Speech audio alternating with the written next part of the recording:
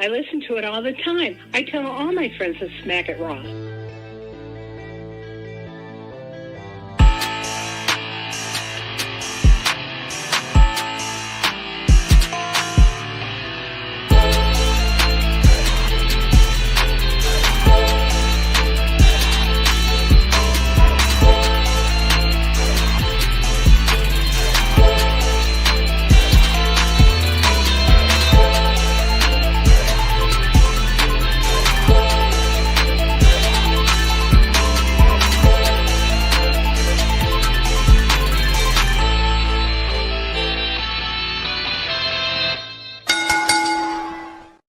Following podcast contains mature content. The views and opinions expressed by the host are not necessarily those of the host. Listener discretion is advised. Ladies and gentlemen, welcome to the Smackin' Raw podcast. I am your host, the patron saint of podcasting, the Warden Matt Ritter, and I am here with my co-hosts this evening. She is host of the She League Showcase Inside the Mind of In the Crowd Storytime with the reigning, defending, undisputed Trick or Trivia champion, Ms. Katie Kinsey Bebe. Hola.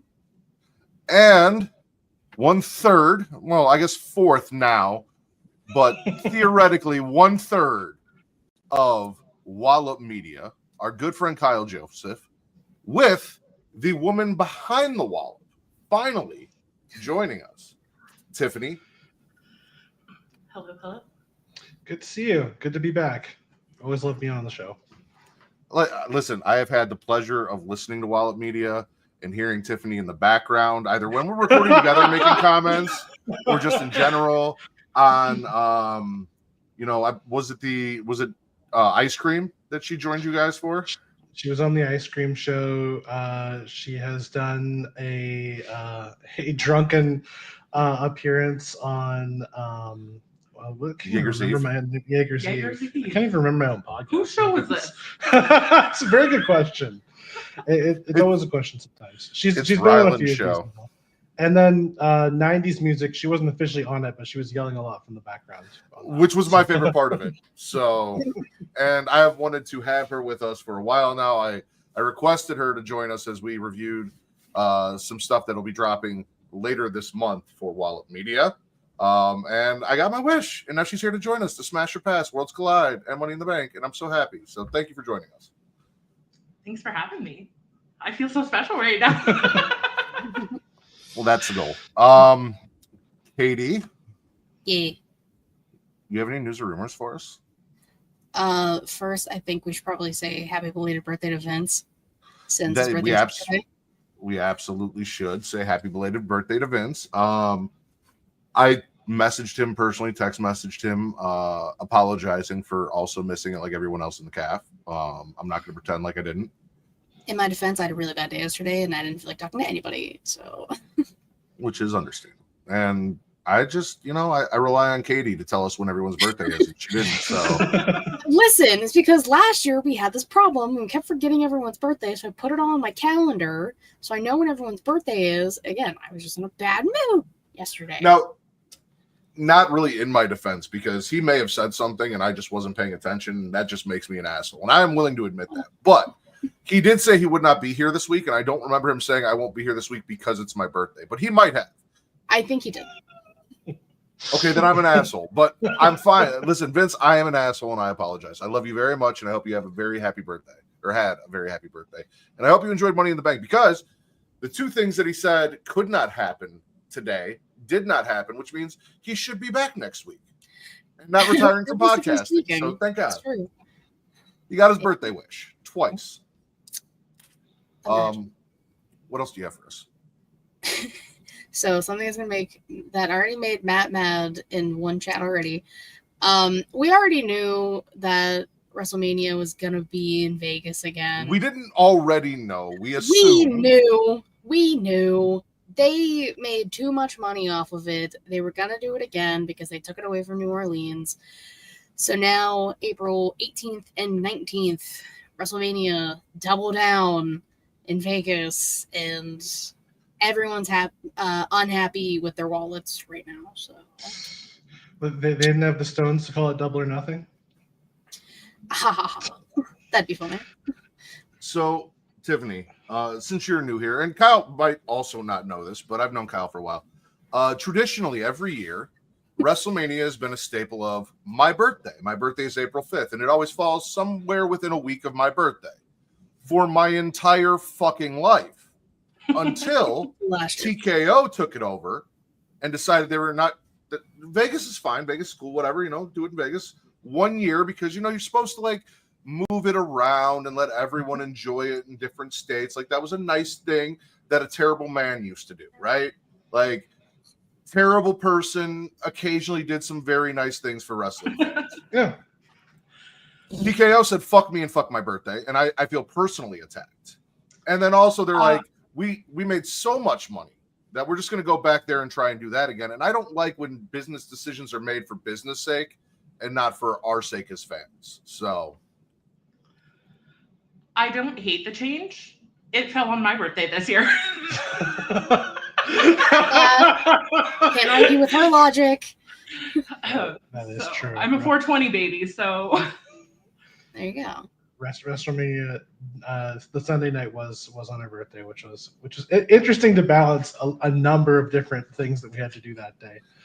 I was not expecting to come on here and have to be like, you know what? I've had enough WrestleManias. Maybe somebody else should get to do it on their birthday. That was not my plan tonight, and now I feel like I have to. So I do feel bad for New Orleans.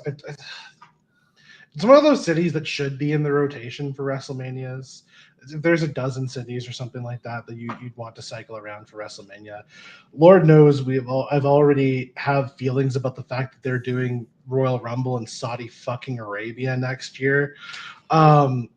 A match or a show I have to decide. My favorite show of the year, I have to decide if I actually want to watch it. I mean, I get it. Vegas is a big venue. They've got it went well, obviously. It was a fun show, everything like that. Fans got all of that stuff, but it does feel it's frustrating that that's the decision that they decided to come to, and it's bad enough that the deluge of pay-per-views that they are coming back to, we're getting back into that territory where they're doing a show every 2 weeks almost, and it's getting to be a lot. Tacking the fact that they're moving this back to Vegas again, it leaves a bad taste in my mouth. Well, the rumor is that TKO is about $3 billion in debt, which is why a lot of the cuts have been happening and a lot of the decisions that are being made, which sucks because when WWE was just WWE only had to worry about WWE money and the money that they make and what they do. Now they've got to worry about every entity under TKO and how much money the corporation as a whole is making, not just WWE, which means we're jacking up ticket prices, which, again, I said in the other chat, I'm like, I'm going to ignore the fact that I don't even have the money for WrestleMania in my bank account and pretend like I did. And if I did, I'm still not going out of spite because of what they're doing here, because they took it away from my birthday. And I'm just going to say that's the reason, and not that I'm poor as fuck, unlike some people. I know what you're talking about.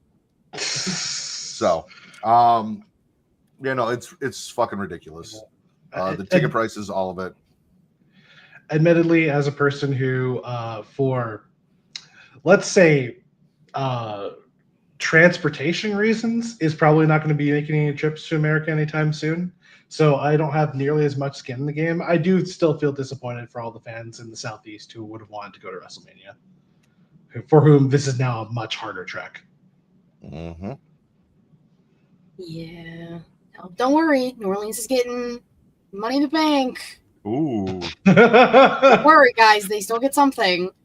Are they going to try to put that in the football stadium too, or? Honestly, it'd be kind of cool to watch. I mean, that's the thing. I think Money in the Bank should be able to do a football stadium, but it sure didn't this year, so it's hard to say. It didn't in Vegas either. It was supposed to be in Allegiant. They moved it to MGM. Yeah. Maybe after this Money in the Bank, depending on how everyone in the room feels about it, we've earned some goodwill towards the next Money in the Bank to fill a football stadium. That'd be nice. I agree. Yeah. That's just me. Mariah May showed up on NXT. Yeah, she did. She's a free agent for like a week, and they said mine and took her, as they should. I'm glad. It seems that I am under the assumption that she like that AEW didn't like give her no offer. I'm under the assumption that she decided to go to WWE instead of stick around in AEW. It seems to be there's no indication that AEW let her go, but good for her for getting this opportunity. I think she's going to be really great on NXT. There have been some very, very good showings. Lord knows, we need to look no further than this Worlds Collide show to show people who can make that transition from AEW to NXT seamlessly. So I have every expectation that Mariah May is going to be in that category. Yeah, we've literally just seen two women who had a very short stint, very successful short stints in NXT, moved up to the main roster. And a lot of the arguments I've seen is, oh, well, she went to WWE for less money. That was her decision. Like, Who the fuck cares? she was offered this contract or that contract, and she made her choice. And you can't be mad at somebody. Like, you cannot be eyeing someone else's wallet, someone else's purse, someone else's money. Like, that's their shit. Like, if she's comfortable with the decision she made, oh, well, they offer her less money by putting her in NXT. Like, that's on her, though. That's not on anyone else. She could have said no, and she could have stayed here. That was true of Io Shirai, too. Like, when she first came over to NXT, she was offered less money, too. But again, it's moving for that opportunity, for the consistency, for some other potential reasons. Like, and it seemed to be her dream. She got cut from NXT UK, which is crazy to think about. And it seems like she really wanted to be back here. So I'm excited for her. To be like, that's the thing. I think that I don't know if I'm going to go as far as to say that it's a bad look for AEW necessarily, but because again, I don't know her personal circumstances, but it's a good pickup for them for sure. She is an excellent addition to NXT. Yeah, like it could just be because we know a lot of female wrestlers, male wrestlers from all their goal is to do some kind of time in WWE, and sometimes they get there and it's not really what they wanted or what they expected. And then they take off. Like, it is what it is. But, God damn it. John, you know I'm doing a podcast, right? What's that? You know I'm doing a podcast, right? No. Like every Saturday for God knows how long.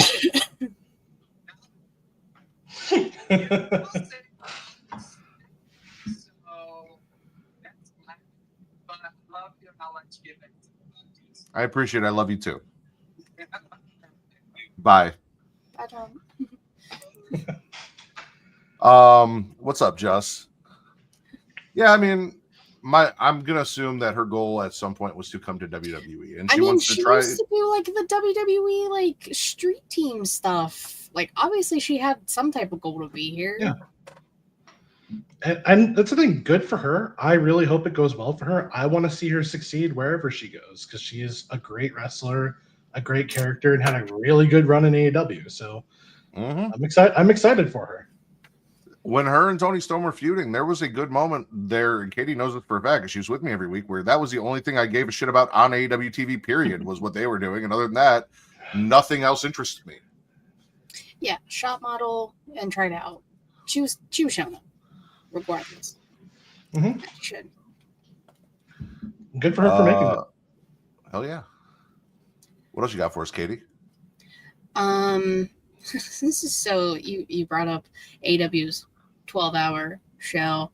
That was pre-show. But yes, AEW did 12 hours on Wednesday. And next week, for Summer Blockbuster, we get another 12 hours. It's another 4-hour show. It's because they do Dynamite and Collision back-to-back because all of the NBA shit that's happening right now. So, yeah.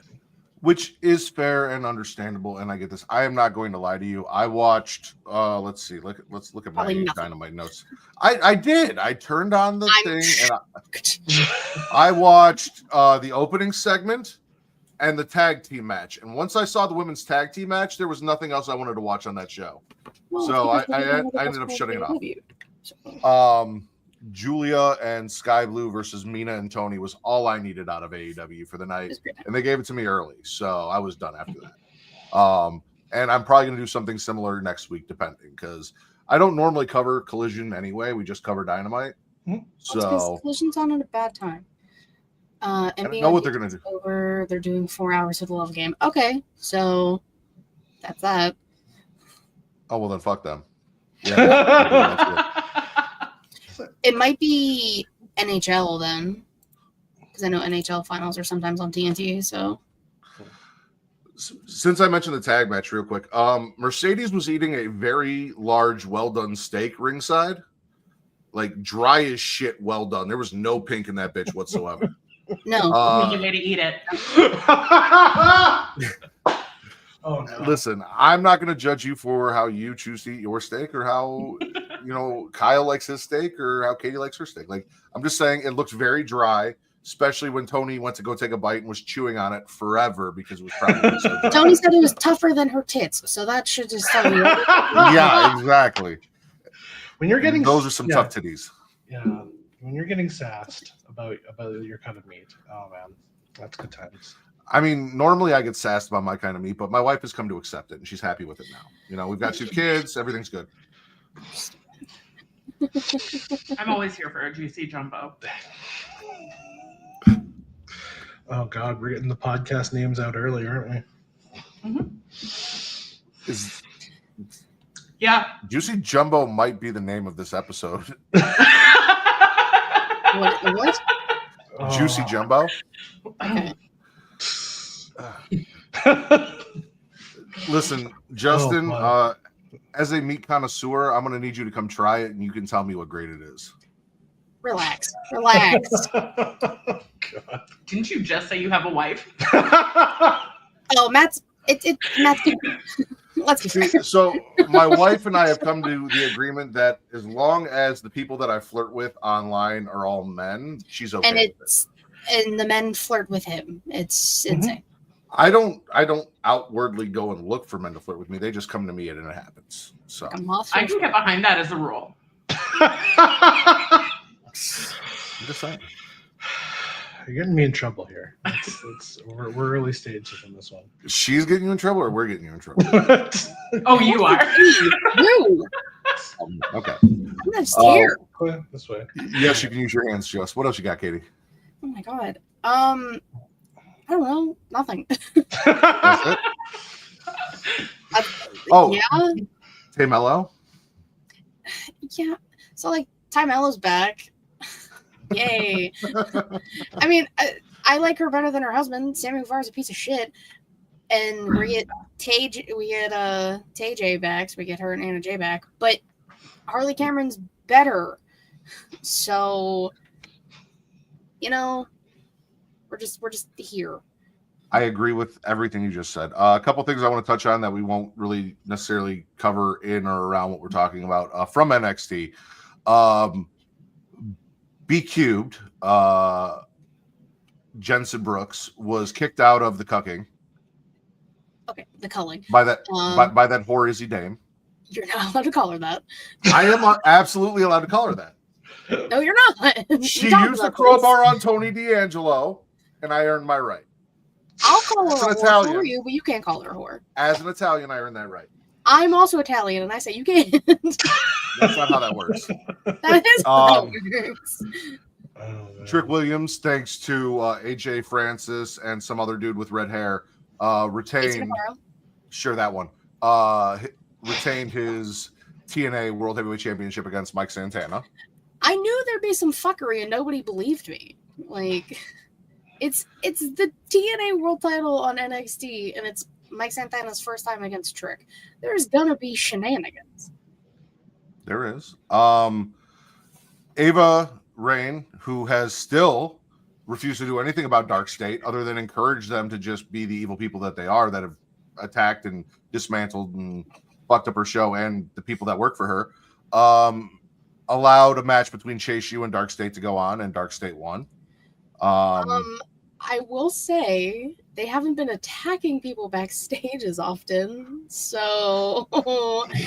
So because she did nothing and they just decided to be good on their own, Well, she's just now she's just giving them matches so they don't attack people backstage. Whatever.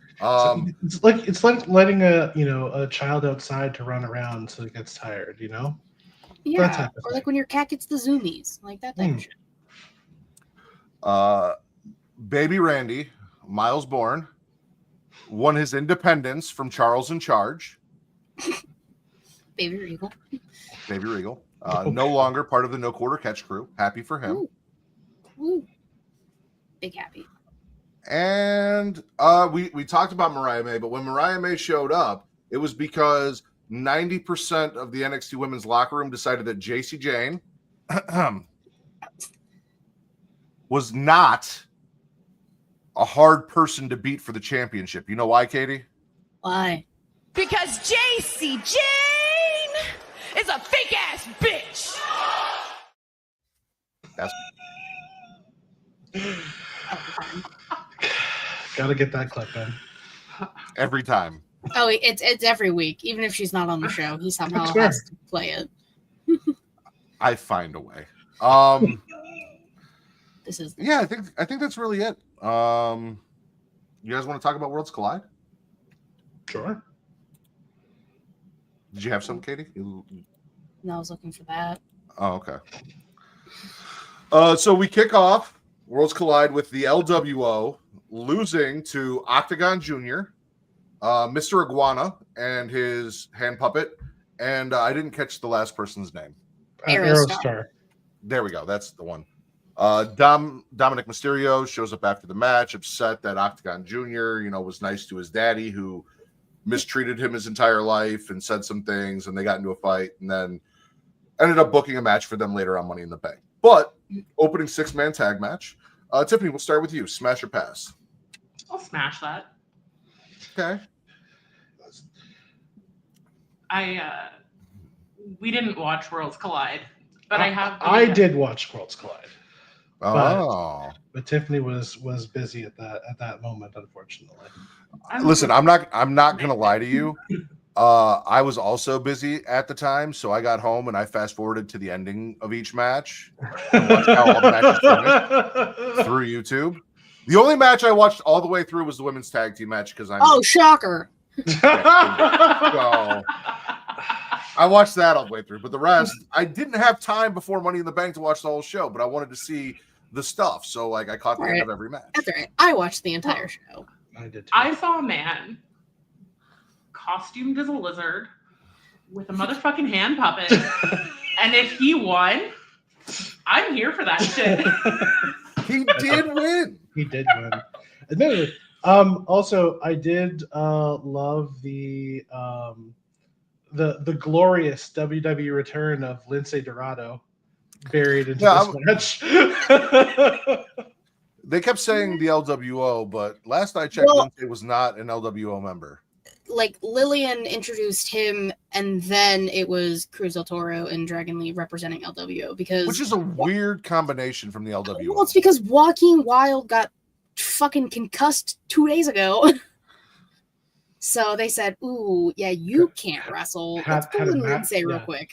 During a speed taping. What a way to go down. Yeah, that sucks. I did not know that Raul got concussed, so I hope he's okay. Joaquin Wilde. I thought Joaquin Wilde was out there. No, Cruz del Toro Cruz del Toro was in the match. Joaquin Wilde got hurt. Yes. So DJZ wasn't there. I guess I really don't know the difference between the two at this point. That's kind of fucked up. I do appreciate. Here's the thing. As somebody who doesn't pay as much attention to the WWE on a every week basis, I do appreciate that at one point the Latino factions decided to trade their tag teams, because that seems like the type of thing you would do. Yes. But yeah, like, this was fun. Lindsay was entertaining in it. Mr. Iguana, like, I'm on board with that kind of comic nonsense. And I mean, we saw late on the next show, man, Octagon is a real good high flyer. So this was a good showing. Mr. Iguana was the most over person on both shows. And TKO, it's positioning him to win against John Cena. People wanted him to win everything. And TKO just recently was like, we're going to fire all the funny. We don't need funny for some reason. Mm-hmm. And Mr. Iguana said, no, fuck you. This is what sells tickets. Yeah. So shout out to him and his puppet. That's the thing. There's going to be iguana puppets on the WWE merch shop within the next 2 weeks. I will buy one. My daughter will love that shit. I can't find the name of his fucking iguana, and it's pissing me off. It doesn't matter. Here's what I want. I just want Netflix and Disney to hook up and Mr. Iguana versus Kermit the Frog. Disney-owned Muppets. See, I thought you were going to say just like a Mr. Iguana show. Like, is that supposed to be like a donkey show or something?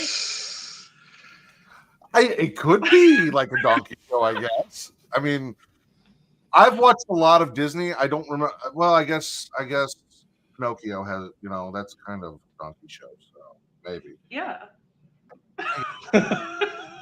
I can't remember a single Disney show that had a donkey in it, but I am wrong. Pinocchio. You are wrong. Trust me, there's a lot of worse things about Pinocchio than the donkey. So his nose is great. Can she come back every time? At the same time. You know how Ryland said that Katie was the funniest person on our show? I do remember. Well, I've got news for Ryland. He hosts a show Katie called won't World's want me Funniest back. Podcast. And I'm just saying, the funniest person in Wallop might not be the guy hosting World's Funniest Podcast. That's perfect. I love him. That tracks. Next up, the match that I watched all the way through, Stephanie Vaquer and Lola Vice versus Do you want help? Yeah, please go ahead. Dalise Cheek Tormenta. Okay, yeah. No, I had the second one. Dalise was when I was a little. I was gonna say Dalise. So I have as you have watched the match the entire way through. I have one question for you. Is there anything else in your notes aside from Stereo Devil's Kiss? Or is that just what? Yes. Yes. The coast to coast hip attack from Lola Vice is also in my notes. From one side to the other. And I listened to everything. So apparently Dalise was Stephanie's mentor. They basically called her her godmother. And they had history, and this was kind of them finishing that history. So Stephanie defeating her was handling that business, which I thought was really interesting and was fun. I didn't realize when I saw him that was Conan, because I guess I just haven't seen Conan in a while. And I was like, who's this weird old man on commentary? And I was like, oh shit, it's Conan. But Conan being on commentary and giving us all the exposition for the fans that have no idea was really nice and cool. And I enjoyed that. And I thought both Dalise and Chick Tormenta were fantastic. Obviously Lola Vice and Stephanie Vaquer, that permanent tag team, even if they compete as singles, can we just make that a thing? Probably forever? not, because Stephanie's on Raw and Lola's in NXT. We can call Lola up. And also people from Raw go back and forth to NXT all the time, and there are tag titles that float. So if we have one woman in NXT and one woman on Raw and they're both tag team champions, it shouldn't matter because those titles go everywhere. I'm just saying, that's WWE math. Always. I will say, Lola Vice continues to impress me every time I see her. Because again, as somebody who isn't a regular NXT watcher week in, week out, she is very, very talented, and I'm super excited for her future career. Again, another one of those people, they seem to be able to train up people who are.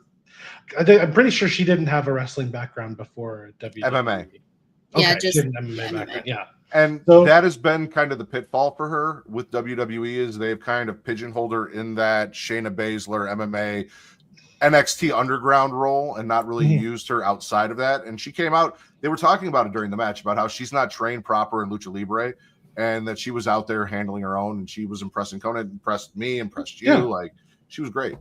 Yeah, and that's the thing is I knew she had some, they mentioned that she had a striking background and stuff like that, but I was admittedly surprised at the MMA stuff because she just certainly didn't seem like that style of wrestler in this particular match, and it's good to see her break into this a more rounded and high flying character and a fun character too. So I'm excited to see her in the future. I'm smashing this harder than a double devil's kiss. So Yeah, you missed a devil's kiss from this one. So, but I guess I will say this: if you're a fan of the devil's kiss, you were not left out in the cold on this Saturday. no, you were not. Katie, what about you? Smash or pass? I smash, of course. I know you didn't watch Tiffany, but you just want to smash to go with the crowd. If there's Stephanie Vaquer, it's a smash. I see. Hard fucking smash. I agree. Next up, it's the only match that I didn't really watch any of. I just saw that Legado won. Legado versus Hijo de Dr. Wagner, Psycho Clown, and Psycho Clown's friend. Pagano. Yeah. That one. And it's Dr. Wagner Jr. Excuse you. With some respect. Oh, sorry. Hijo del Dr. Wagner Jr. Yeah, Thank you. Hijo to Dr. Wagner Jr. So he is, Wagner the third, as it were. Yes. Vince was very specific, and I'm fucking it up. So, you know. he is the real deal. Like, Dr. Wagner can go, and I'm excited to see more of him in the future, in whatever capacity that happens to be. This match wasn't necessarily my favorite, but it was entertaining all the same. Like, everybody in this match was a good wrestler. I was surprised that Legado won, though, admittedly. Yeah. I'm passing because of that. I really. So when we do things like this, I always root for like the other side. Like with the NXT TNA stuff, I've always said that I'd much rather see a TNA wrestler hold an NXT title. I think would do more for TNA than seeing a NXT wrestler hold their titles. I wasn't a fan when AEW came in and took titles off those guys, and TNA really got nothing out of it. So when we do things like World Collide, we 2 matches, you know, AAA one of the 5? Yeah. 2-5. And this is one that I think we could have given them, you know. I would have liked to see that because nothing against Legado, but did it really help WWE in any way, shape, or form to have Legado go over here? Not really. And Most people named Santos are winners. Okay, Justin Santos. Yeah, that's why I said. Like I like Santos, but it's one of those. He's one of those guys that they're so hot and cold with him that it's hard for me to get behind any kind of momentum that he gets off of anything, because he's a guy who they throw into matches who is never actually going to win. He's just there to round up numbers. So it would be nice to see him get more of a push, and maybe this is an opportunity for him to do that. Again, he's still, like, he looks great. All of his offense is really good, and you know, he rocks the suit well. And like the group that should be able to have legs. They just never seem to be able to find their ground.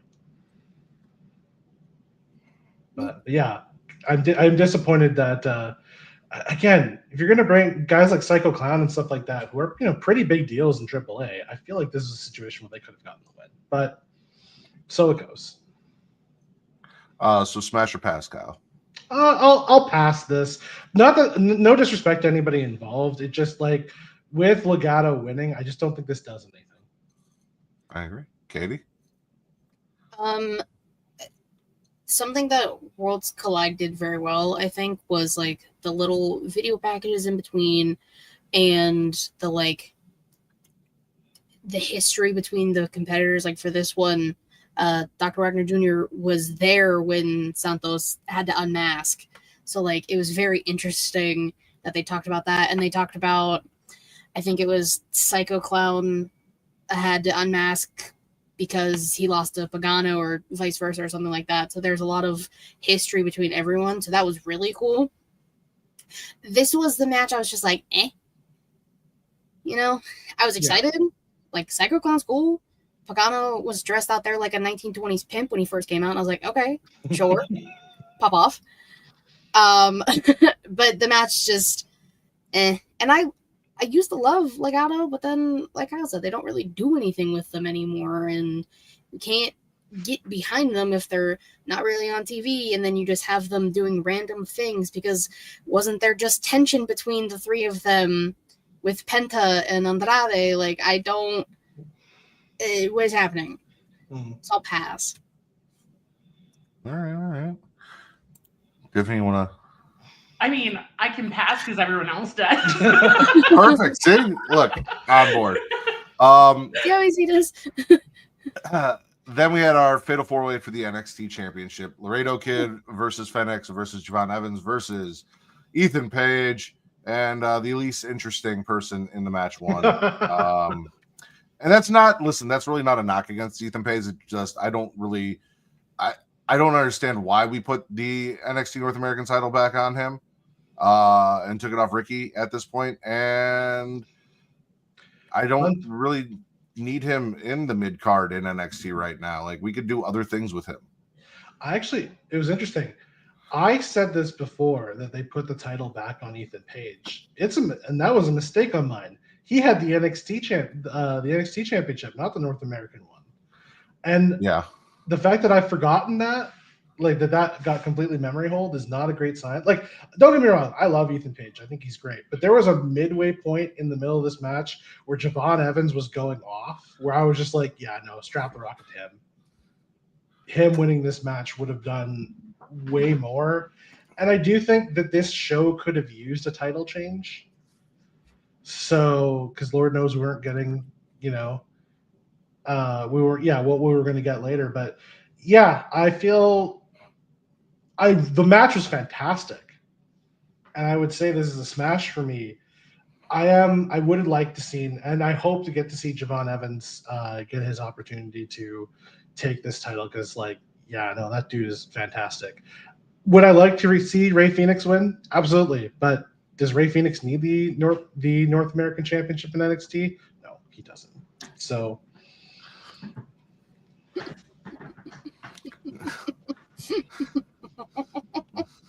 That's true. Ethan was blown as a neutral. He was like, I can't be the only one in here who doesn't do anything. I have to do something. He's got the athleticism and stuff like that, but he tends to be more technical, but he's very talented. Sorry, go ahead. I was gonna say, he's definitely more grounded as opposed to every other person in the match who's a high flyer. Katie, smash or pass? I will smash, because it was a fun match. Ethan winning sucks, but it is what it is. Javon's gonna take the title off of him. Probably the next NXT thing, which is probably gonna be around SummerSlam if I were to guess. So next month-ish, give or take. Yeah, I liked it. It was fun. Yeah. We were discussing before the show what we were going to use to put in the middle.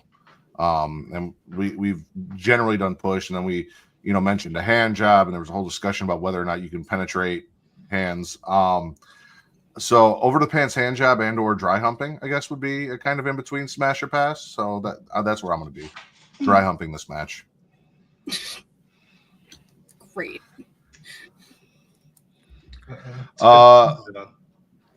And then in our main event for the AAA Mega title, which almost became the AAA Maga title, but thankfully Chad Gable lost to El Hijo de Vikingo. See, now that's just going to give you rug burn. Ooh. I like that it's denim jeans or khakis. You got to be careful of the static too. Static can make these situations dangerous. It's not wool pants. Leave your cords off. Yeah, Kyle, take your cords off now. Relax. Oh boy. Vikingo, Chad Gable, AAA Mega title. I'll start. This was incredible. Gable, we know, can go for all the craziness that his character has devolved into at this point. And Vikingo might be one of the best, in terms of in ring, maybe one of the 10 best wrestlers in the world right now. Which is, even for me, it's high praise. we've seen him wrestle in North America. He's been having, bangers in AAA for a while. He had an amazing match a couple of years ago with, yes. They had amazing matches a couple of years ago with Kenny Omega in AEW when they had their relationship. But yeah, he is the real deal, and I'm excited to see this. I'm glad he has the AAA Mega Championship and that we can hopefully memory hold the person who had it before him forever, please. But yeah, I'm going to smash this, obviously, because it was an incredible match. It's a little weird to me, the way we did this with, El Hijo, Americano in the Money in the Bank and Gable here. I feel like it should have been the other way around. And personally, I think this should have been mask versus title, because this was the time to get the mask off of him, was Vikingo being the one to do it. And then at least this has like more stakes too, because I don't think anybody expected that Gable was actually going to win the AAA championship. So I think there could have been a little bit more intrigue in that. But yeah, the match was incredible though. So I have nothing to take away from the match itself, which was a fantastic match. So smash. I'll agree. I'll also smash. This was the match that Vince started his, if this happens, I'm not coming on the show next week. I'm gonna leave. Yeah, Vince thought Vince was gonna crash out so many times today. Luckily he didn't, but this was one of the two matches that did not end our other co-host Vince's entire podcasting career. So thankfully that was not a thing. And that's a smash in and of itself. But the match was cool. Vikingo was great. Chad is Chad. Got to main event something, so good for him. Hey. What? That hurts. You can main event. Saturday night's main event, maybe. He would have been a great 205 Live guy back when that was. He would have killed 205 Live. It's already dead. It is very dead. Katie, smash or pass? I mean, I'm gonna smash, of course. I've seen Vikingo once live, and it was very quick, because it was like before AEW thing, and I think he like got hurt in the match or something, so I didn't get to see much. But he's absolutely incredible to watch. Just casually hitting 450s is disrespectful to everyone else because you do it so flawlessly and everyone else has to like work towards it. Rude. And Chad Gable, big Chad Gable guy over here. I love Chad. I've been rooting for Chad Gable for fucking ages. Not with the stupid gimmick they gave him, but as just Chad Gable. And I was happy. I was kind of happy that it was Chad in this because it got to like showcase Chad Gable, not the stupid gimmick, not the thing with the mask, like nothing like that. It was just Chad Gable wrestling like Chad Gable. So I'm happy like they decided to go with that route. I do agree the mask needs to be done. It was funny once in the beginning and then it's just old now. So we could get rid of that, but I love that it was Chad in this match. The only acceptable thing that could have happened in this match, bring back Shorty G. No. The only acceptable thing that could have happened in this match, and not for the win, but with it being Chad Gable, and is if we did a twin magic where Chad went under the ring, came out as El Grande, and then went back under, and then at the end of the match, somebody came out in the El Grande Americano, and it made it look like there were two separate people. That would have been fantastic. I told you I saw a tweet about that, and that would have been so funny if, for the longest time, even Michael Cole in commentary later in the night was like, "It's Chad Gable," and we were all wrong, and it actually was a separate person. I think that'd be the funniest fucking thing they could do if they did it. They won't, but it'd be funny if they did. Mm-hmm. I'm still sad it wasn't Ray Phoenix. He was busy. It would have pissed Vince off so much if that's how they debuted FedEx. As so bad. Yeah. Mm-hmm. Yeah. So, judging from the consensus, overall, Worlds Collide, smash. Yes? See. Okay, Yeah. okay. I would have smashed that whole show just for the women's tag match, so the rest of it is a shit. Speaking of women's matches, ladies and gentlemen, the main event. Oh, Tragedy. Jesus Christ. I can't. He, Anyway, Yeah. The main event of our evening, but not the main event of the show. Women's Money in the Bank opens up Money in the Bank pay-per-view. We talked about Devil's Kiss. Now we're going to talk about a Devil's Kiss on a ladder. You usually have to pay extra for that. Between a ladder and the middle rope, on top of the ladder, Vince specifically texts me in the middle of this match, like, I think you found your thumbnail. So now I need to find a picture for the thumbnail. that's crazy. I want to get one where it's like the top and then it says Worlds Collide, and it's the double Devil's Kiss, and then the bottom with Money in the Bank, and then it's that Devil's Kiss, and that'll be the thumbnail for the show. We also had stereo code Reds onto ladders, and I think the biggest surprise, but like most happy outcome for all of us, because I know I heard you guys talk about it, we've talked about it. Naomi missed Money in the Bank after all of these fucking years and all of the fantastic showings that she has had in women's Money in the Bank's matches, plus the new character that she's got. Naomi wins. Huge smash. But Tiffany, you watched Money in the Bank, correct? I did, yeah. So we'll start with you. I fucked this up, and I thought this was spit or swallow. But it'll be a smash. What do I have? I wasn't sold on it until Stephanie Vaquer was climbing the ladder with Giulia on her back. There was a point where Michael Cole had said that Stephanie and Rhea would be like the dream match. And like the bisexual panic filled me, and I was like, I need to see this. Rhea appeared in this bisexual panic filled you. There were a couple of moments where I was like stunned. That happens on this show a lot. I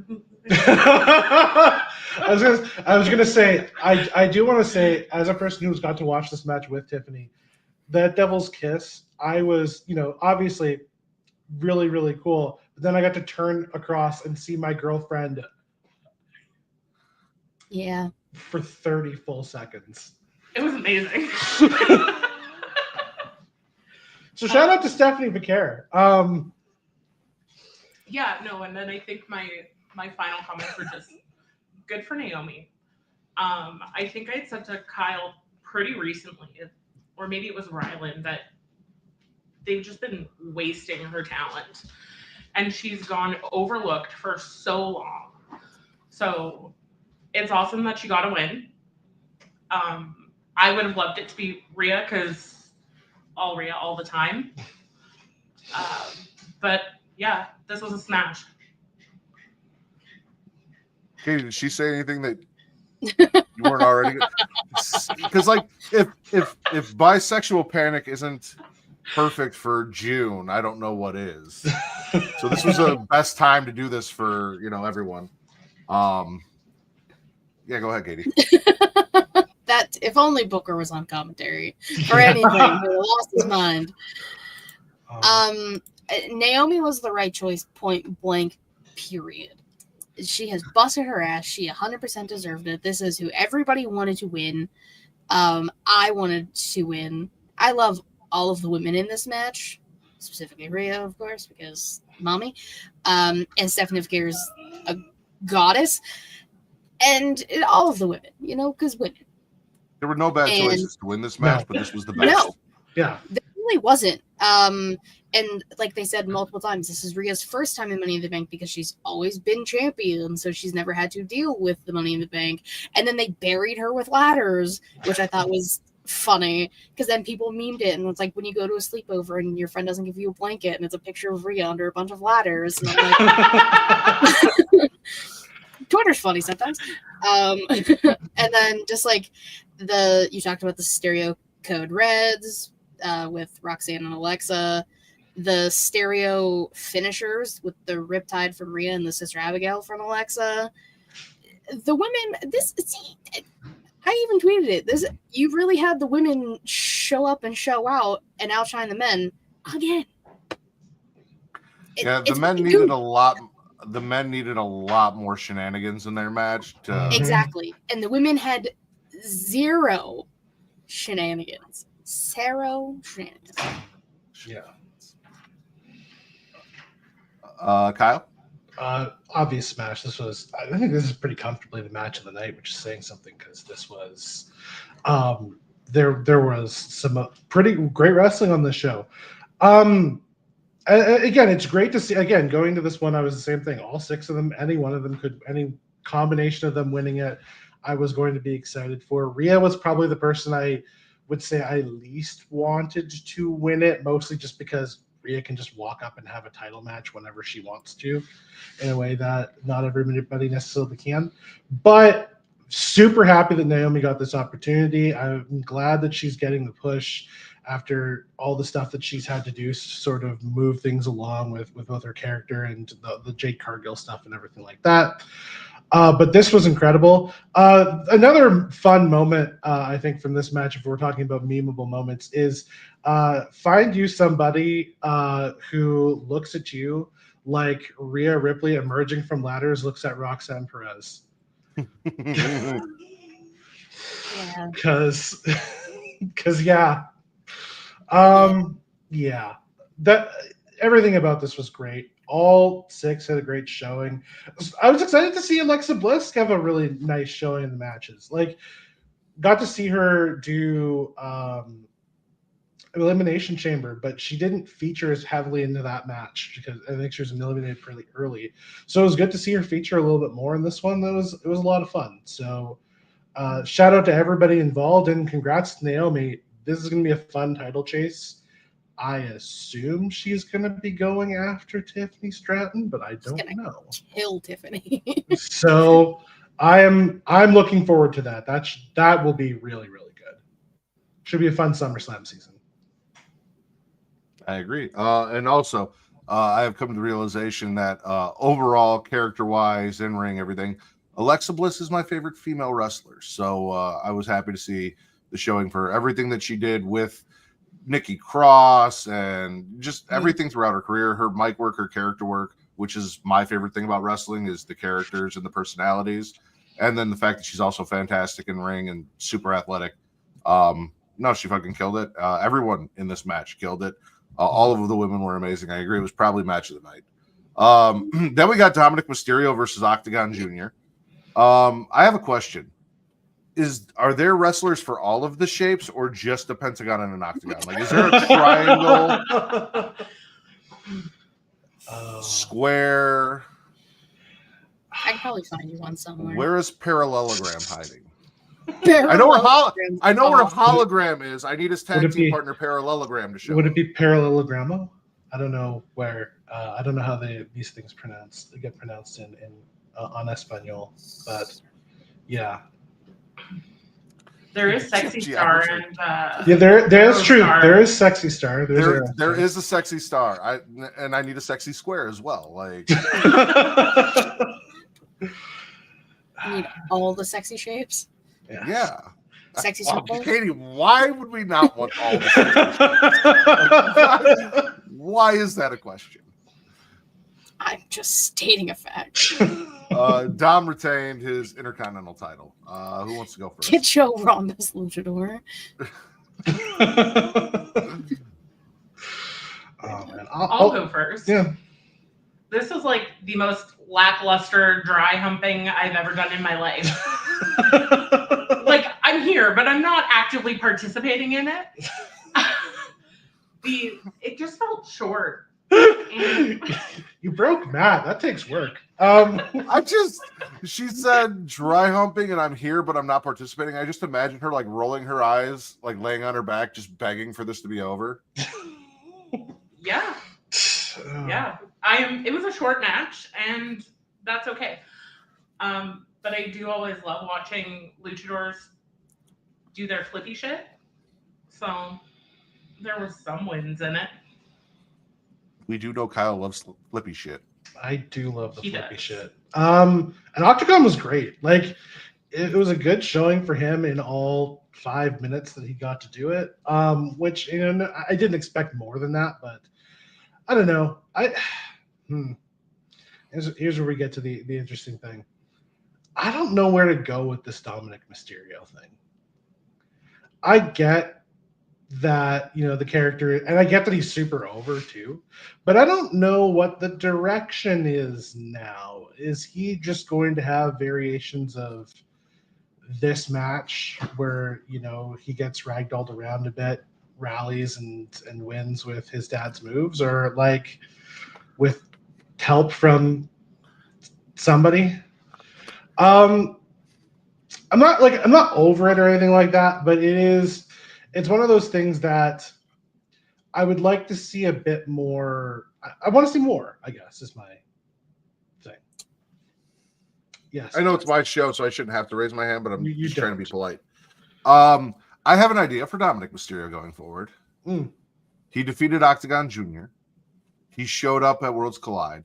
On Monday, I want him to come out and declare himself as the greatest luchador alive, and then go on a tour where all of the luchadors from AAA come through and try to defeat him for his Intercontinental title. We just get Dominic Mysterio versus all of the AAA luchadors. Bring in Pagano. That's who beats him.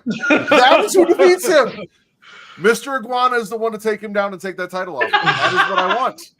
You want That Mr. is Iguana exactly Intercontinental in my champion. head. Yes. I am in your head. Goldust held the Intercontinental title, and this is basically like Latino Goldust. All right. Did you say Latino Goldust? Latino I did Goldust say might be a Latino name Goldust. for my name for the podcast too. Listen, Mr. Iguana is if fucking Luchasaurus and Goldust had a baby. That's what that is. Is Santino their uncle? Possibly. The IC champion Luchador Open.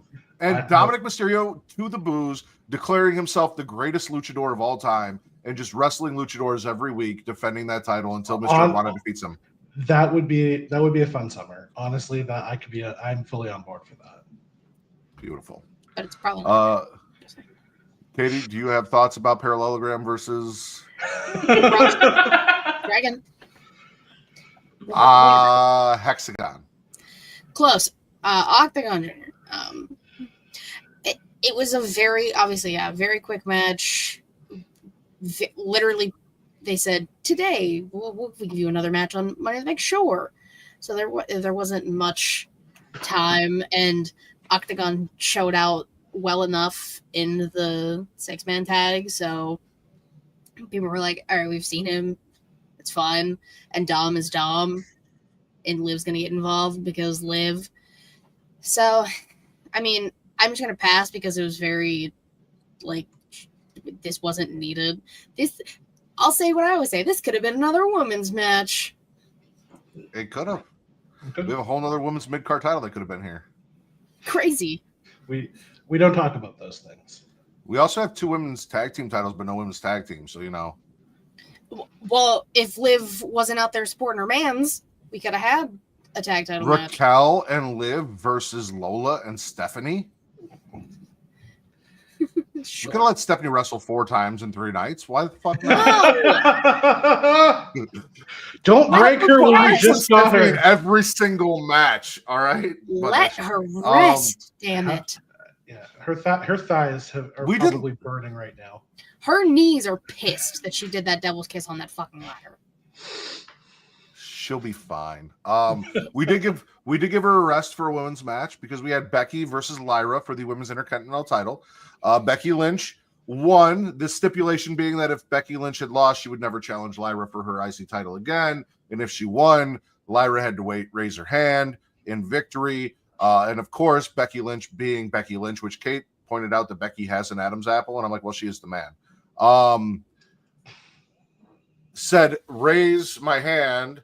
Now raise my hand all 4 ways. Now put the belt on me. And that was just one push too far for little Lyra, who I absolutely love, who I think has really come into her own in this feud with Becky Lynch. And I'm kind of sad she lost, but I think we all kind of knew it was going to happen. Cooler if it didn't. It would be cooler if it didn't. I'm still going to smash because Lyra had a great showing. We'll see what happens from here. Hopefully she doesn't get stuck in catering now after this because, you know, like I said, on the mic and personality-wise, she's really kind of come into her own in this feud, and I need to see more of her, not less. So, floor is open. Sure. Yeah, I'm kind of I'm a dry hump on this one. So here's the thing. I thought the match was really, really good. And, you know, there was some great stuff that came of it. Their counters back and forth. They clearly had each other really well scouted, which was great. They're both very impressively technical. The delayed superplex that Lyra hit on Becky was very impressive. Kicking out of the avalanche manhandle is again, there are good things that came out of this match for Lyra. And she got her heat back, as it were, though she's not a heel, so it's sort of a weird thing at the end of this match. But it is one of those things that, one, I'm kind of sad that Becky Lynch is winning the Intercontinental Championship because this feels like such a Netflix move. And I'm, you know, the whole point of these belts was to have, you know, belts for people who don't get the TV opportunity. And then instead of that, they just didn't put them on TV, or on at least on pay-per-views. So that's too bad. But I'm glad to see that Lyra had this opportunity. But yeah, I'm totally with you. But I'm more scared that this is now, what are they going to do with her now? And yeah, I'm kind of I'm not sure she is going to be able to find her place just because of the lack of time that they might give her. I'm hoping to be proven wrong, but I'm nervous. Let's say that. Actually, you know what? You convinced me. I'm going to pass because we could have got Stephanie versus Lyra, and that's something I really want to see for that title instead of Stephanie versus Becky. I'd much rather see Stephanie versus Lyra. And then Stephanie versus Becky, and then Stephanie versus Seth Rollins, and then Stephanie versus you know, everyone on the roster. But yeah, no. Just here's the thing. Yeah, oh god, no. There's terrifying thought is Seth going to be volunteering Stephanie to be wrestling Becky? Is he looking for some material? Who knows? Anyway, that's all I need to say. Tiffany. So this is the kind of smash where you go into it saying yes, but you're very reluctant and you're like, I don't have a lot of confidence that this is going to be a good time. And then at the end, you're like, yeah, okay, maybe I do it again.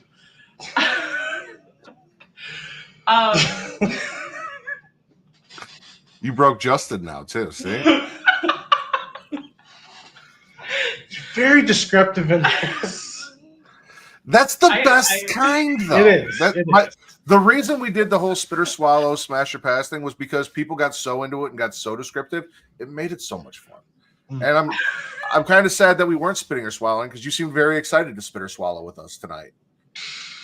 So, but this is working. You're doing fantastic. Yeah, I think my first comment was that Becky clearly rated Seth's clothing donation pile. That's the same thing. Like his old sunglasses that he doesn't use anymore, and then whatever this fucking fur coat thing was, like that's Seth 2 years ago. Not in style anymore. It's cool. Saves some other poor soul from wearing it. But yeah, it was, I don't know, I thought it was a solid match. About halfway through, I made the comment to Kyle that I'm going to be so fucking pissed if Becky wins. Because Lyra had been just dominating the match. And then there was a point where it kind of turned.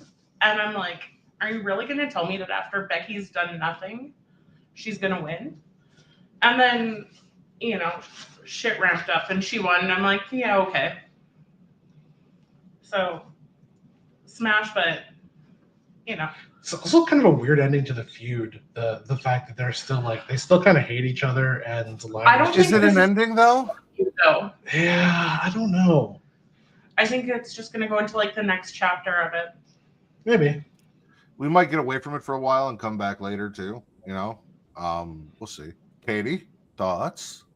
I'm passing because my bird lady lost for no reason. Lyra's absolutely incredible, and I love everything Lyra does. I've been over Becky for quite some time. These are also the same pants she's been wearing the past 3 weeks on Monday Night Raw. So, like, let's figure that out as well. Lyra being pissed off that she lost, rightfully so, and Becky kind of rubbing her face in it. Again, Lyra shouldn't have lost, but regardless, I think a lot of people were expecting Bayley to show up tonight. Bayley very clearly on Instagram was like, it was her mom's birthday, so she was hanging out with her mom, so that's why she wasn't there. And even if she was, like, make it for an Evolution 2 thing, you could have Bayley back in the fold, kind of maybe helping Lyra out if Lyra gets another shot potentially at Evolution 2, or Bayley has that shot, whatever. That's probably the next route that this is going to go with Becky being champion. I don't like Becky being champion. I agree with Kyle. Like, it was for the women who weren't really getting on TV and giving them that opportunity. Same thing with the women's US title, which is, you know, consistently like on TV-ish now. So I don't know. The whole thing sucks. I don't like Becky. I love Lyra. Pass. Okay. Next up, we have our men's Money in the Bank match. We did get a Devil's Kiss Code Red-esque moment with the Mexican Destroyer from Penta onto Andrade, onto the ladder in the same position. And then, you know, they tried so hard to make that El Grande Americano spot to stop Penta where LA Knight goes to catapult him and he slowly climbs up the ladder to go to the other ladder, and then Seth holds it real tight so he doesn't fall over and helps him to go. They tried to make it look cool. It didn't work, but they tried. They did a good job. But then we get to probably the best part of what the end of the show was, which was extremely overbooked in the best way possible, because Seth Rollins is outside of the ring and starts yelling for Braun and Braun's son. And then... Who let the dogs out?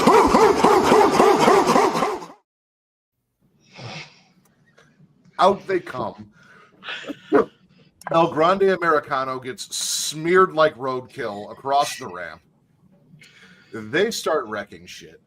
Then Jacob Fatu and Jeff Cobb, because I'm not going to call him JC Mateo, also come out. And you're like, holy shit. Big meaty men are about to slap a lot of fucking meat. You got Braun and Braun's son, and then JC Mateo and fucking Jacob Fatu. They're going to go at it. People are getting destroyed. They're flying everywhere. And then the one thing that I needed to happen happened, because Jacob's like, come on, Solo, let's go. And last night, Solo had his Batista moment where he overheard Solo saying that he's all gas, no brains, even though out here he was clearly all gas, no brakes. And as Solo climbed the ladder, Jacob grabbed his ankle and said, I hate you. And I just happy butterflies when he said it. I smiled. I was like, yes, thank you. Solo got his ass beat, did not get the Money in the Bank.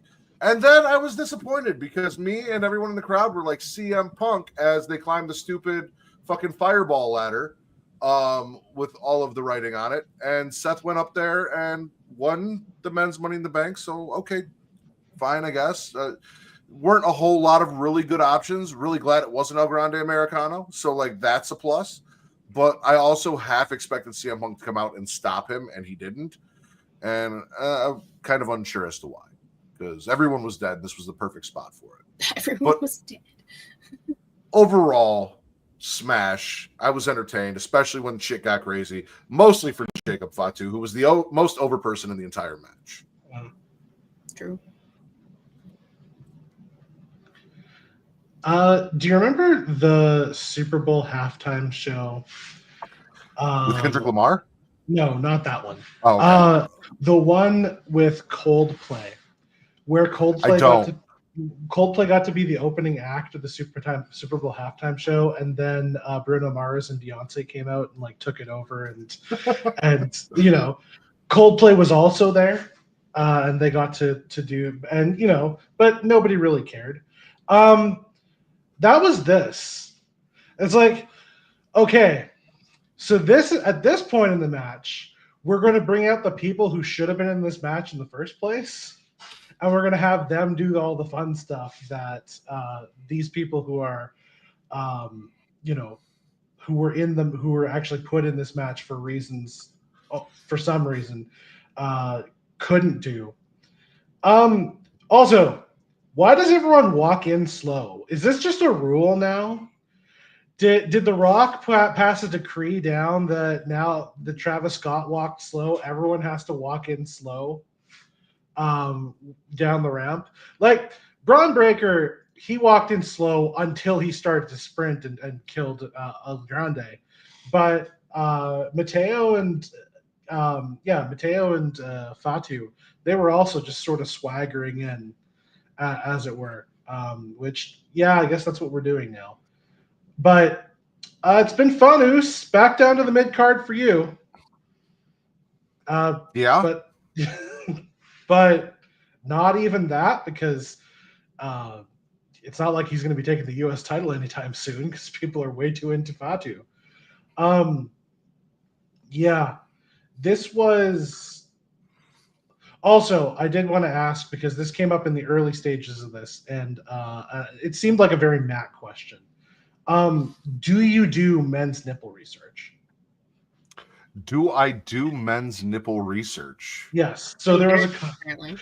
there was a comment early on during this match that Wade Barrett said that El Grande and Chad Gable's nipples were different, and which led Michael Cole to be baffled, A, why he knew that, and B, asking him if he does nipple research, or why he does nipple research. So yeah, I am curious if you do any men's nipple research. I am a nipple connoisseur. More the women's. Not necessarily, because listen, we do best ass, and we have covered men and women for Smackin' and Raw's best ass of 2024, 2023. We spread it around. So generally, yes, a woman's nipple connoisseur, but you know, I do notice if men have like really hairy nipples, or if they've got big areolas or tiny like pin areola. Like, so what I haven't paid attention, and I should have. I will go and review the tapes, and I will get back to you on if the nipples match. Maybe I can get like a picture of El Grande and a picture of Chad, and I can cut the nipple out, and I can move them over and see, you know, transparency. I'll work on it, and I'll get back to you. But yeah,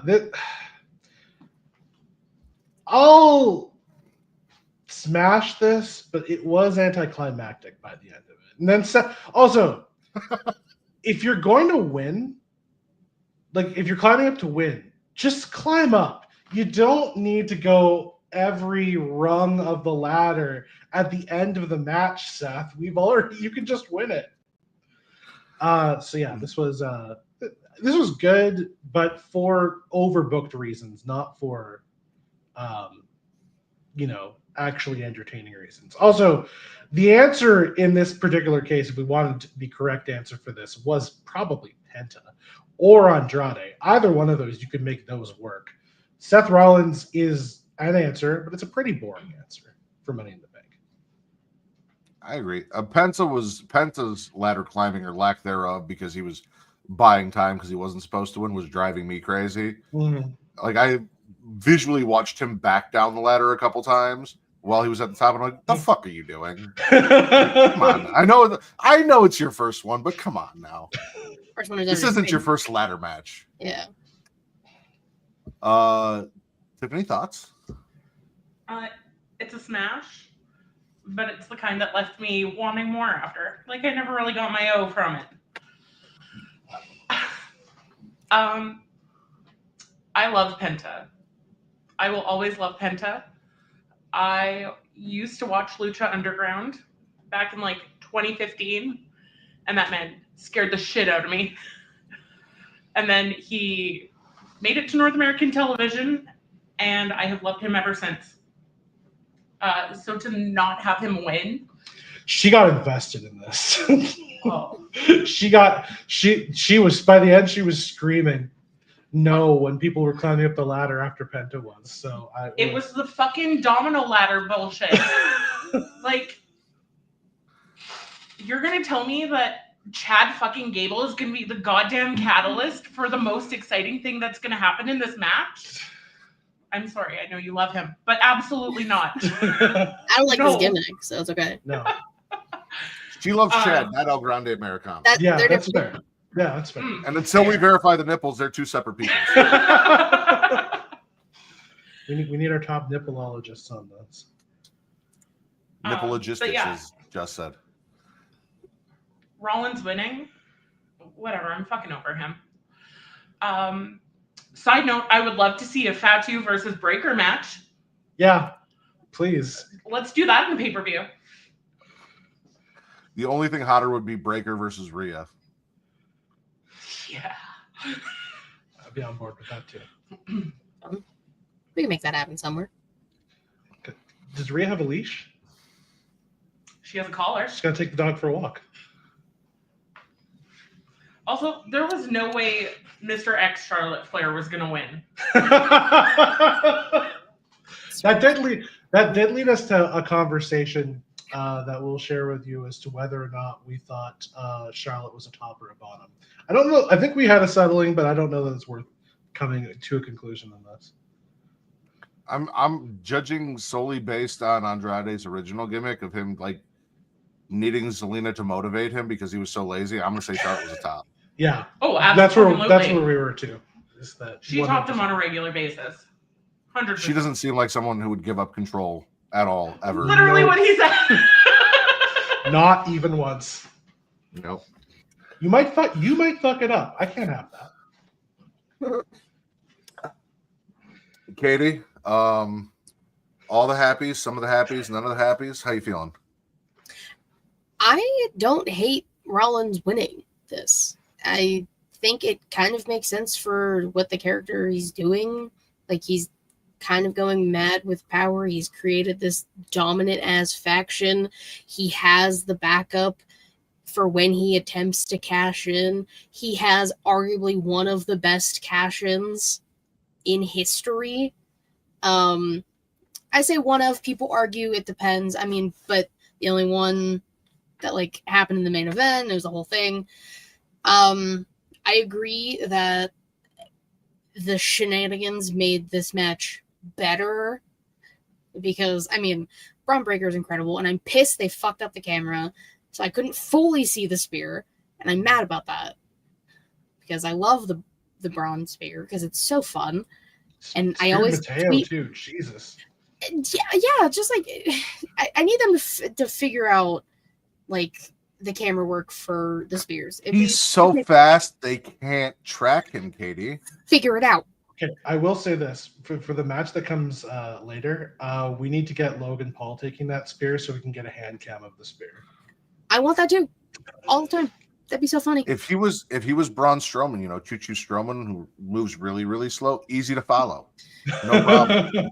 I mean, Breaker's out here jumping over people and running and cutting corners to spear people. Braun Breaker's so fucking cool. I love him. It's just like that.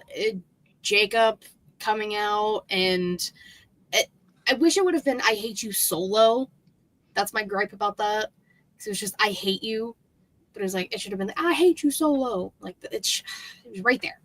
But I get it. He the moment he got caught up, and we knew All that gas, was no coming. brakes.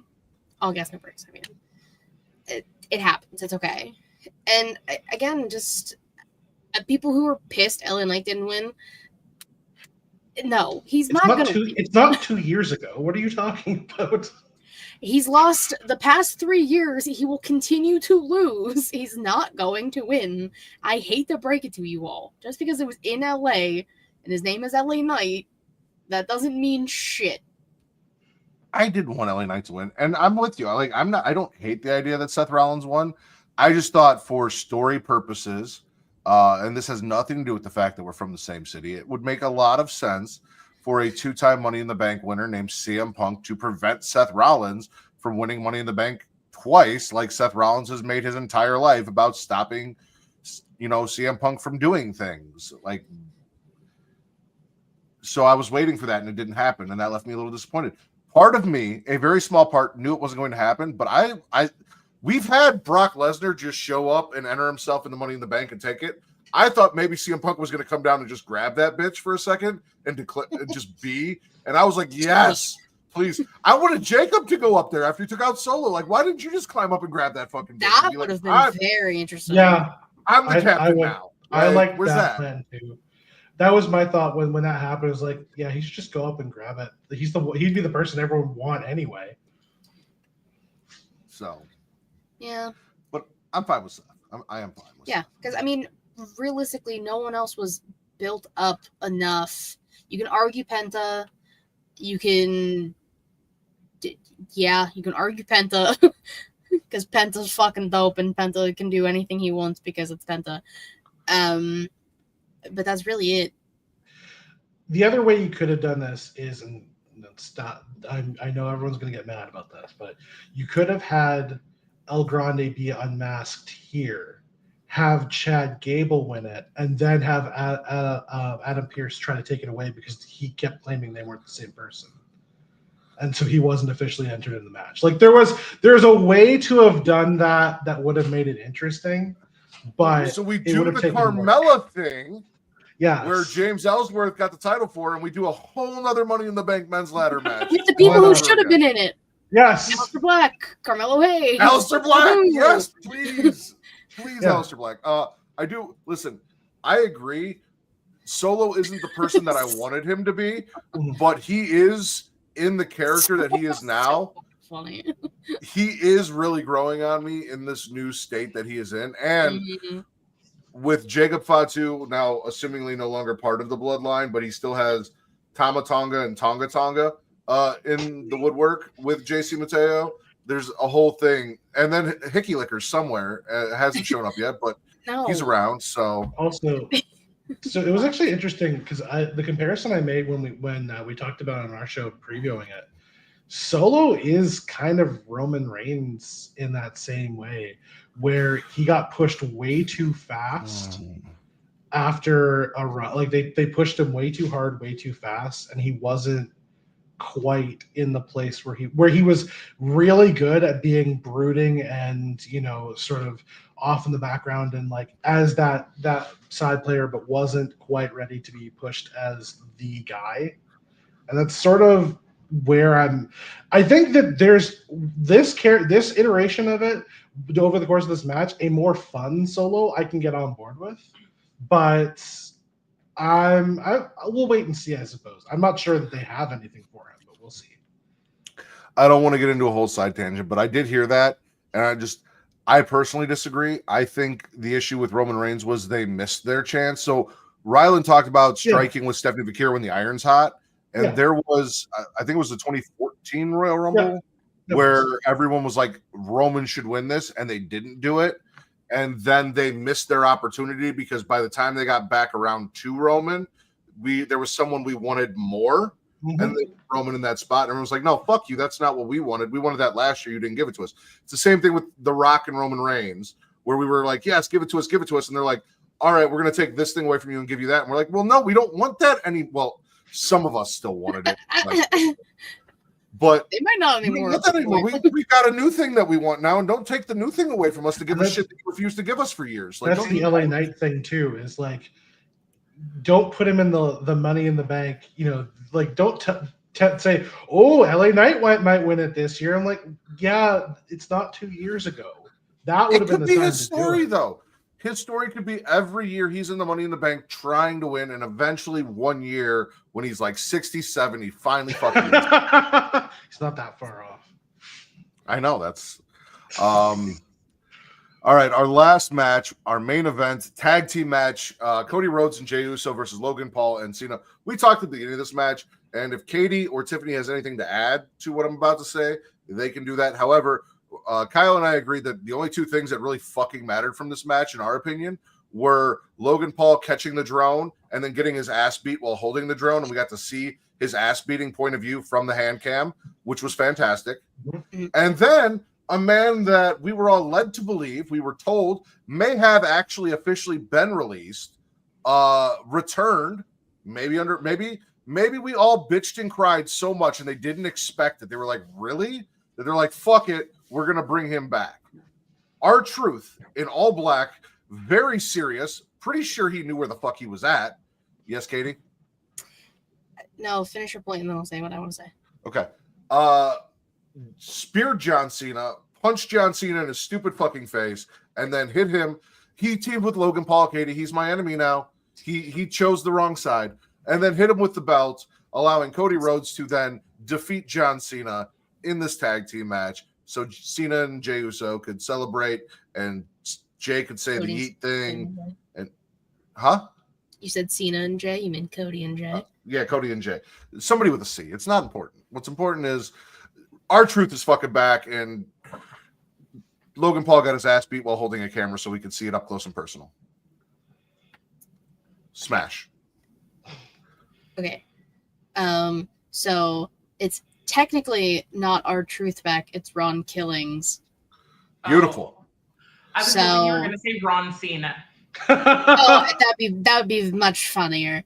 No, so like Truth technically did lose his job. Ron Killings, however, going by his actual name now, so it's different and he's back. Hence why like they weren't letting people wear like Truth stuff and all of that. That's what I've been quickly gathering via press conference stuff via Twitter. So I know that it's Ron Killings now, and they have like the Ron Killings shirt on the shop. So I don't know. It could be a Legends deal. I don't know anything about that. But like, Ron joined back up? Hell yeah. Nobody expected that shit at all. Like, I thought that it was fucking Ricky Saints. And I thought that's why we took the title off him, was so that he could show up and help Cody here. And that was my first thought. That was your first Austin theory?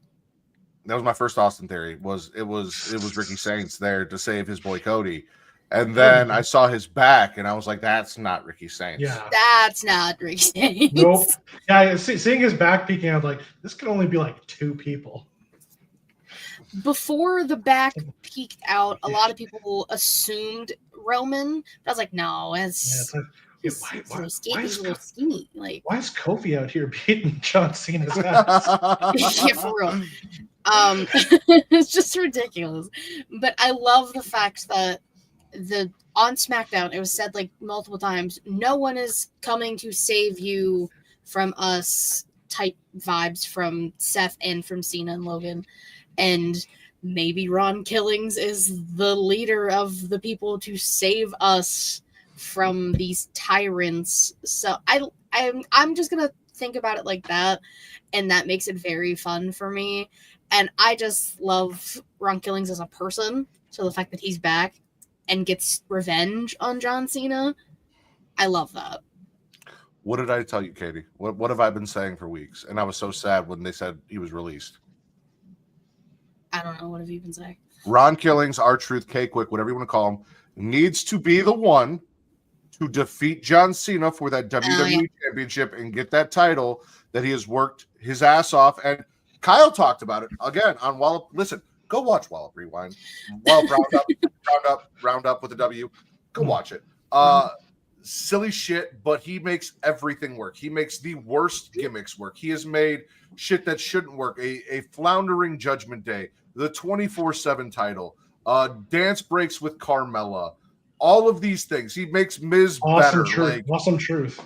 Like, that stuff shouldn't work. Give this man.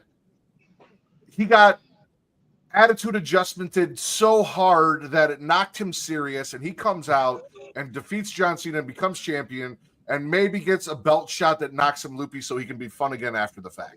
Whatever the case, put a belt on that man, let him be the one to beat John Cena. But before that, oh, sorry, what, Katie?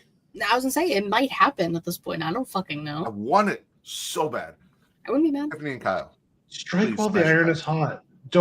You don't have to wait 2 years for things. You can just do things. We don't when even they're have possible. 2 years. John Cena's Yeah. leaving, so do it. Yes.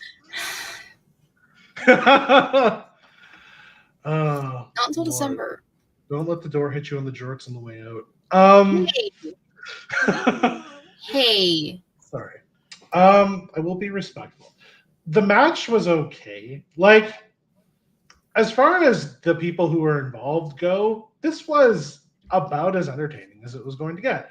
The R-Truth stuff really made it, though, and that makes for a very fascinating ending and a very fascinating direction of. It's fun when there's something where it's like, oh, it's completely out of left field and completely unexpected. And I will say one other thing. If I'm Carlito, I'm showing up tomorrow. It's like, if I'm Carlito, I'm like, you know what? If you're bringing people back, I'm gonna check to see if the card key works. Because you know what? Maybe I need a couple more paychecks on this. But yeah. For R-Truth primarily, this is a smash. He comes back, but he's not Carlito. He's Carlos Colon Jr. Yes. All for this. Maybe he actually wrestles. Who knows? Epic Primo Cologne. Stop it. Tiffany, Um, what description do you have for how you feel? I've been trying really hard to think about that. I might have one. It's dry humping until Ron Killing shows up, and then that's when your panties get wet. Yeah, it doesn't work until a black guy's involved. That's fair. I mean, just want to shout out, or just want to point out that during the Olympics, she said, I found, yeah, the swimmers I don't find that attractive. Hold on, but wait. You're not going to say something that's going to get you broken up with again related No, to the no, I'm not. Okay. Then continue. The swimmers I don't find particularly attractive, but the runners, they're really hot for some reason. The sprinters, they're really hot for some reason. I had a good laugh about that, but yeah. And why is that, Kyle? What was your reasoning for thinking this was a thing? You proceeded to say that Josh Leandro, the only black swimmer, was actually really hot. Anyway, Tiffany, continue. I'm just going to go laugh over here. I mean, listen, I'm not going to say she's wrong. She makes valid points. Everyone, to each their own. Exactly. So there was a dry hump until Ron Killing showed up, and then we took our panties off. I'm good with that. I agree as well. Money in the Bank overall, smash or pass?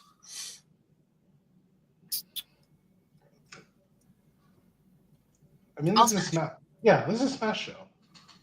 Go ahead, Katie. Oh no, I was just as like Naomi won. I'm fine with Rollins.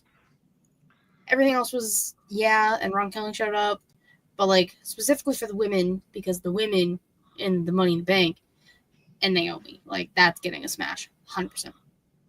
There were two matches, but other than that, Mhm. we got the overbooked bullshit, and we got R-Truth, and we got the women's match, and that's the majority of the show. So, yeah, no, I'll smash around here. Tiffany, you too? Yeah, I'll smash. I don't know that I'm getting knocked up from it, but Yeah, this is a smash for me. And the women's Money in the Bank, unsurprisingly easy match of the night. Could have, called that from a mile away. And I'm happy for it. They all deserved, and Naomi deserved that opportunity to win it too. And I'm excited. That as well I'll say is that I am very much looking forward to the direction they have for Naomi for the next however long she's going to hold the belt. And the fact that she didn't cash in tonight, I'll add a bonus point on for that. Hell yeah. I have a slightly inappropriate question now. Is there a pay-per-view that you would let knock you up from this year? Yes. Which pay-per-view? Kyle would know the answer to that one. Oh, the one we watched, the AEW Yeah. show? Yeah. Yeah. Double or Nothing. You would, okay. Would I mean, it's an appropriate title for something that might knock you up, so I'm good with that. I will say Tiffany has a thing about blood in wrestling. Mm-hmm. So the more violent the matches, the more I'm just like, I'm so into this. So between I can't even remember his name now. Briscoe and Ricochet? Yeah, between Briscoe losing his entire body's worth of blood on his shirt and Swerve getting stapled to the tongue. Amazing. Tiffany was here for that. No notes. I'm John glad- Moxley, just hands down my favorite. So I was disappointed. Which is surprising because he's white. Bloodied up.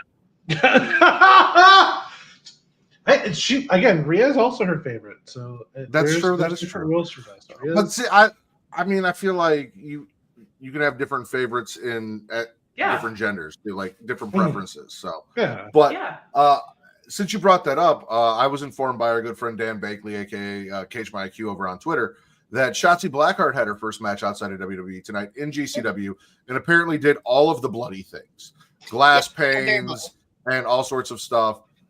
Sounds like very worth watching. And as a huge fan of the person Shotzi Blackheart, happy to see her out on the indies, being the wrestler that she wants to be and doing the stuff she loves. So yeah, no, shout out to her because we left it out of news and rumors. But I forgot. So did I. And so did I. That is it for our show, ladies and gentlemen. Thank you for joining us. Kyle, please tell them where they can find Tiffany being the funniest person on your show. If you want to check out our show, we're on Wallet Media. You can find us wherever you get podcasts on your podcast feed for absolutely free. We do a bunch of different stuff, wrestling, sometimes sports. Sometimes Tiffany comes on for us to talk about ice cream. And, if you want strongly held opinions for about an hour about ice cream, you can't go wrong. Or literally anything. Yeah. That I know things about. Yeah, there were some fun shows for sure. So yeah, if you want a specific recommendation, go check out that ice cream show because it was a while ago, but it was a very good time. So it was. Katie.